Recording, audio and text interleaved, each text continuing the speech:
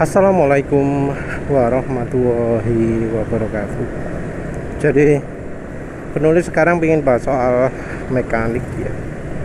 Jadi penulis beberapa hari ini di rekomendasi video dari YouTube dikasih video-video yang intinya adalah di Amerika banyak orang yang keluar dari bisnis benahin kendaraan.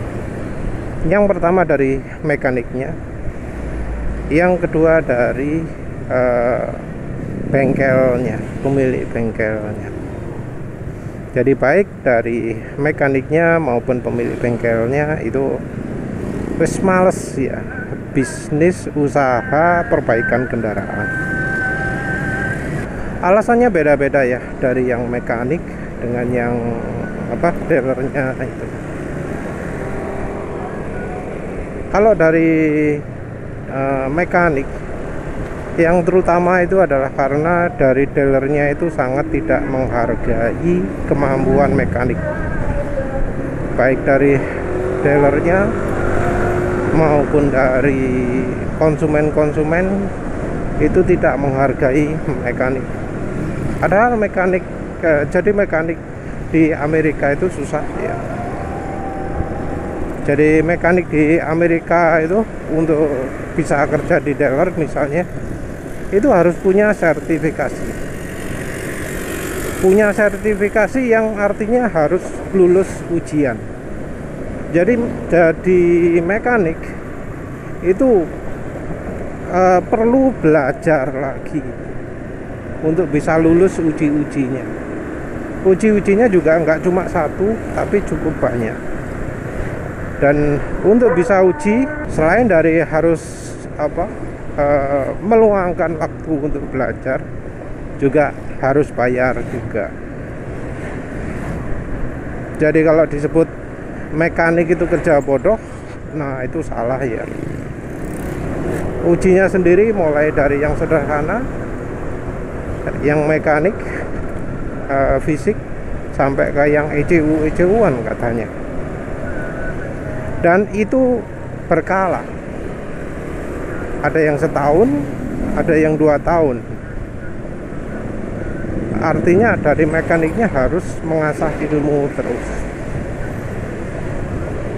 Nah, yang berikutnya adalah perlakuan tidak adil dari mekanik, dari dealer ya. Dari dealer itu tidak menghargai mekanik yang tercermin dari itunya, gajinya. Jadi yang sering dikeluhkan itu adalah ya pertama sih gajinya, yang kedua adalah perangkat-perangkatnya, peralatannya, terus pemberian waktunya. Jadi terutama ada kerja ya yang bakal memberikan hasil yang minimal kalau ingin dikerjakan dengan benar. Nah, ini mendorong dari mekaniknya untuk melakukan kerja yang nggak jujur. Karena kerja secara jujur itu artinya akan mengurangi banyak sekali pemasukan dia, dan juga membutuhkan alat-alat yang seringnya harus keluar dari uang pribadi mekaniknya. Jadi untuk misalnya mengerjakan hal yang sama, misalnya satu mekanik itu nakalan, nggak melakukan yang prosedur yang benar, yang satunya melakukan prosedur yang benar, maka yang kena tegur adalah yang bekerja dengan benar. Yang benar-benar bodoh itu adalah ketika dari dealernya itu sering mengangkat orang yang tidak kompeten sebagai service advisor. Jadi yang bertemu dengan konsumen itu biasanya orang sales, orang dari jabatan sales diangkat jadi service advisor. Nah, kalau yang berhubungan dengan konsumen, orang yang nggak kompeten, nggak punya pengetahuan, maka yang terjadi adalah yang jadinya kena adalah mekaniknya. Karena ya kadang satu pengerjaan ya yang katanya misalnya untuk 4 sisi roda butuh 1 jam tiap sisinya, berarti kan butuh 4 jam. tapi dari SA-nya nggak peduli. Jadi langsung dikasih, wes tugas segini harus selesai. Nah kalau nggak selesai, yang kena adalah mekaniknya. Yang kena marah-marah konsumen adalah mekaniknya. Dan itu pun pembayarannya tidak sesuai dengan pekerjaan yang dilakukan. Karena ya apa? Yang dari SA-nya saja nggak ngerti, apalagi dari bosnya, dari atasannya lagi, makin nggak ngerti lagi. Yang jadi komplikasi lain adalah karena katanya kendaraan sekarang itu desainnya makin nggak masuk akal, makin tidak memperhatikan kebutuhan mekanik. Jadi ada mungkin beberapa short video atau video yang menunjukkan, wah kalau ganti oli di motor ini susah setengah mati. Untuk ganti motor yang rusak harus ganti gini, harus ngelepas ini sampai bongkar segala gitu ya. Jadi untuk memperbaiki sesuatu kadang kerumitan yang harus dilakukan luar biasa. Jadi mulai dari desainer kendaraannya pun sudah makin nggak kompeten, bikin mekaniknya susah. Sudah beda dengan zaman dulu yang ya kalau ganti oli pasti gampang, ganti part-part ini pasti gampang, yang dilepas jelas. Nah kalau misalnya sekarang katanya mengganti part ini harus bongkar-bongkar yang banyak bagian lainnya ya. Karena ya mungkin desainernya nggak kompeten, atau karena ya semua mesin, semua bagian mesin itu harus dimampat-mampatkan sebisa-bisanya.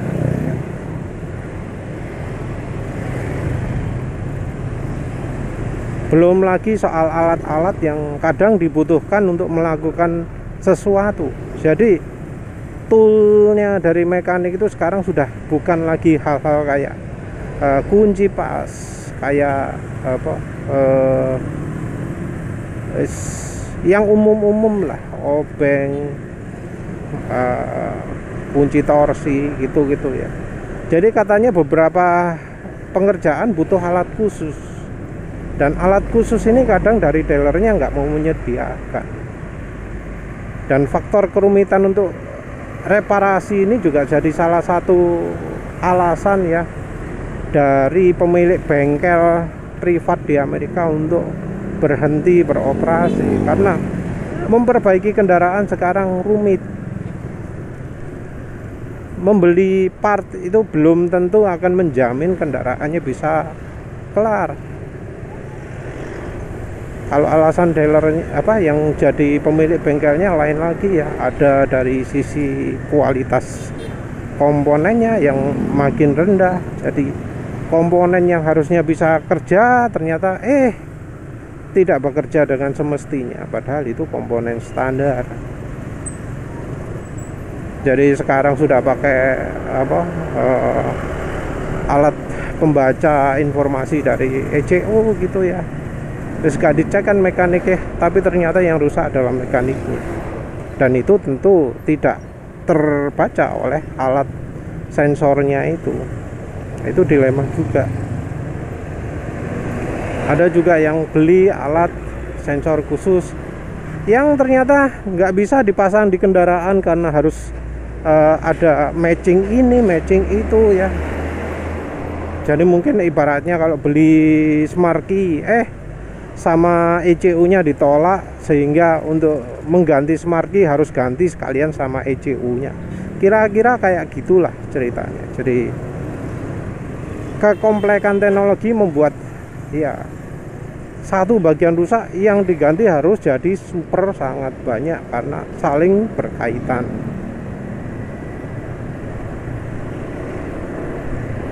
Jadi ya akhirnya yang begitu tuh memaksa bengkel-bengkel kecil untuk nggak beroperasi lagi, karena ya opo yang bisa dilakukan. Jadi ya otomatis bengkelnya ya berubah jadi cuma ganti oli gitu doang ya. Balik lagi ke mekanik itu ya.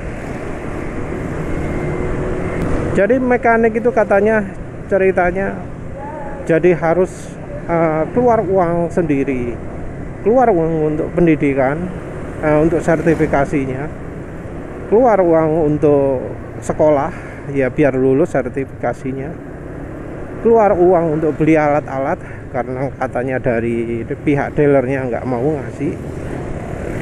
Dan kalau misalnya alatnya itu rusak, misalnya dipinjam oleh mekanik yang lain, ya harus terpaksa beli sendiri. Dan kalau nagih ke perusahaan dealernya, maka dealernya yang akan menyalahkan. Jadi katanya sekarang ini di Amerika sangat kekurangan teknisi. Jadi bahkan ada teknisi itu yang asalnya adalah misalnya tukang sapu. Jadi tukang sapunya di sebuah dealer terus bisa jadi teknisi, dan itu tanpa sertifikasi macam-macam wis langsung mlebu gitu ya. Jadi katanya di Amerika sekarang untuk jadi teknisi itu nggak susah ya. Karena apa? Karena memang di sana teknisi mekanik itu jadi bukan pekerjaan yang dihormati lagi. Dianggap pekerjaan gampang, diremehkan, padahal dari sisi kendaraannya makin lama makin rumit, makin butuh pengetahuan, makin butuh alat-alat khusus, makin butuh ya ilmu-ilmu baru ya, yang ya sayangnya dari pabrikannya sendiri kadang juga tidak memberikan informasi secara detail. Jadi sekarang ini mulai banyak malpraktek mobil di Amerika karena sumbernya adalah yaitu tadi mekanik-mekanik yang handal itu pada terpaksa keluar karena pekerjaan jadi mekanik itu sudah dianggap tidak layak. Bahkan mereka sampai bekerja di bagian yang lain yang walau mungkin secara kelihatannya gajinya lebih rendah, tapi dari sisi pekerjaannya dia lebih mudah karena jadi nggak tekor, nggak harus belajar macam-macam ya, betul-betul pindah dari pekerjaan sebagai mekanik.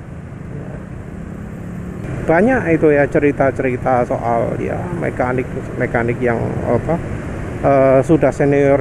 Penulis juga lihat ada yang komentar, oh saya punya sertifikasi lengkap sampai bisa punya sertifikasi untuk kendaraan militer segala, tapi ya tetap pekerjaan tidak dihormati, apresiasi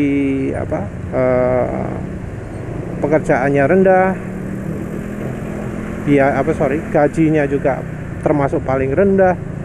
Di pekerjaan itu malah yang sales kendaraan pribadinya jauh lebih baik dari kendaraannya mekanik. Jadi ya memilih stop. Apalagi kemudian kendaraan-kendaraan sekarang jauh lebih rumit, jauh lebih jelimet. Satu bagian yang rusak ternyata bagian lain harus diganti, dan itu jadi tanggung jawab mekanik ya. Kadang seperti itu, katanya sampai harus nombok IDW. Ada banyak problem ya di dunia otomotif Amerika. Jadi yang baik dari desainer kendaraan pabriknya, dari service advisornya, yang jadi atasannya mekaniknya itu orang nggak kompeten. Seperti itu. Jadi ya orang yang mekanik itu ngomongnya malah jadi harus menghindari ya untuk servis di dealer, karena yang kerja di dealer itu biasanya orang yang nggak kompeten, suka nakalan, kerja seenaknya karena tuntutan dari kondisi, dari keadaan. Jadi kerja sak marine, sak cepet-cepete, walau nggak beres nggak peduli. Nanti konsumen kendaraannya rusak balik lagi ya wis, bukan dia yang menangani, bisa saja dia sudah pindah pekerjaan. Dan sepertinya itu sudah mulai tren dunia ya. Penulis nggak tahu apakah di Indonesia terjadi atau enggak. Tapi dari awal kerja mekanik di Indonesia itu kan ya juga sudah rendah apresiasi mulai dari awal ya. Memang sudah dari awal rendah. Untuk tool rasanya di Indonesia masih termasuk sederhana, jadi nggak butuh peralatan yang aneh-aneh ya. Untuk cerita malpraktek di dealer, kalau malpraktek ini kayaknya yang salah seringnya dari SA-nya juga ya, karena sepertinya ada tuntutan bahwa dari bagian servis harus bisa memeras uang konsumen setinggi-tingginya. Jadi malprakteknya dari sisi biaya, dari sisi menarik uang ke konsumennya, jadi bukan dari pengerjaannya ya. Jadi kalau pengerjaan mungkin masih minim ya errornya ya, dari kualitas pengerjaan mungkin masih minim. Yang banyak sepertinya dari biaya yang harus dikeluarkan konsumen. Seperti misalnya kalau berlumpur, wah ini biaya butuh banyak, ini minim 15 juta. Jeder. Tapi yang jelas ya, penulis sendiri sudah menangkap bahwa ini mulai sudah terjadi mulai dari pusat Jepang juga ya. Entah yang di Eropa terjadi juga atau enggak. Jadi di Jepang itu kan akhir-akhir ini banyak sekali kasus nakalan ya. Dari teknisinya nakalan. Kenapa teknisinya nakalan? Karena dituntut dari keadaan. Kondisinya sama, dan ini penulis ngomong dari pabrik ya, bukan dari servisan ya, tapi dari pabrik Daihatsu lah contoh terakhir. Tapi ya sebelumnya juga ada dari Mazda, dari Subaru, entahlah wis akeh ya. Dimana yang jadi atasan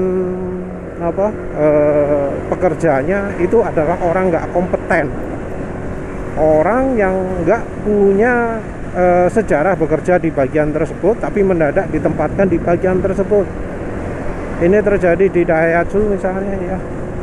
Orang nggak tahu caranya ngetes kendaraan, terus jadi manajernya.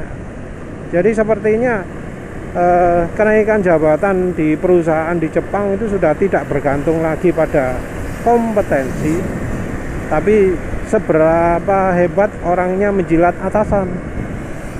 Ini contoh jelas ada di Daihatsu yang tentu kalau diselidiki di semua pabrikan Jepang bakal banyak sekali contohnya, nggak cuma tentu industri otomotif, tapi tentu industri-industri yang lain juga. Dan ini juga yang bikin yang idealis-idealis di Jepang itu jadi stres. Jadi generasi mudanya juga banyak yang stres, bunuh diri dan macam-macam karena memang lingkungan kerjanya itu toksik katanya ya, tidak sehat.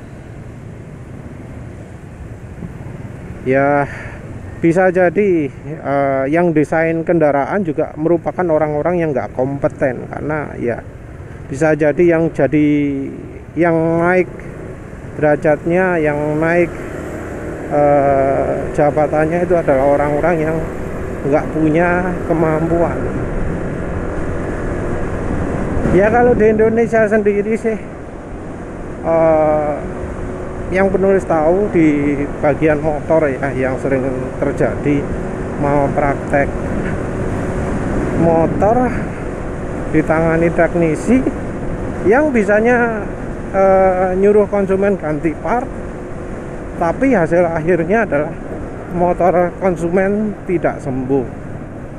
Dan seringkali juga motor-motor yang asalnya normal-normal saja jadi penyakitan setelah diservis pertama. Jadi yang sudah ada kejadian praktek banyak itu yang penulis tahu ya di motor. Kalau untuk mobil penulis nggak tahu. Jadi cerita bahwa mobilnya jadi mulai bermasalah setelah servis pertama itu penulis nggak pernah dengar kalau di mobil. Tapi kalau di motor itu ada, terutama untuk merek Honda. Kalau di Honda itu bukan karena karena situasi kerja yang menuntut mekanik untuk curang ya, tapi sudah mulai dari awal sudah mulai dari masuk pertama itu sepertinya sudah didoktrinasi bahwa konsumen itu harus diperas. Konsumen itu ya caranya harus membayar jauh lebih banyak. Jadi bukan terjadi pemaksaan keadaan, tapi dari mekaniknya itu sukarela untuk melakukan malpraktek karena ada insentif untuk itu. Jadi kalau di Amerika itu malpraktek terjadi karena ya tuntutan keadaan, mekaniknya mau nggak mau harus melakukan malpraktek. Kalau di Indonesia untuk otomotif motor, malpraktek terjadi karena mekanik diiming-imingi pemasukan lebih besar dari hasil malpraktek. Sepertinya begitu ya. Ya sayangnya ya, ya wis keadaan zaman jadi seperti itu. Jadi ya moga-moga aja lah nggak makin parah. Tapi ya karena nggak ada lembaga kontrolnya, nggak ada lembaga pengawasnya ya, kita cuma bisa berdoa saja biar kita nggak kena yang model seperti itu. Ya wis lah, itu saja. Terima kasih sudah menonton. Assalamualaikum warahmatullahi wabarakatuh.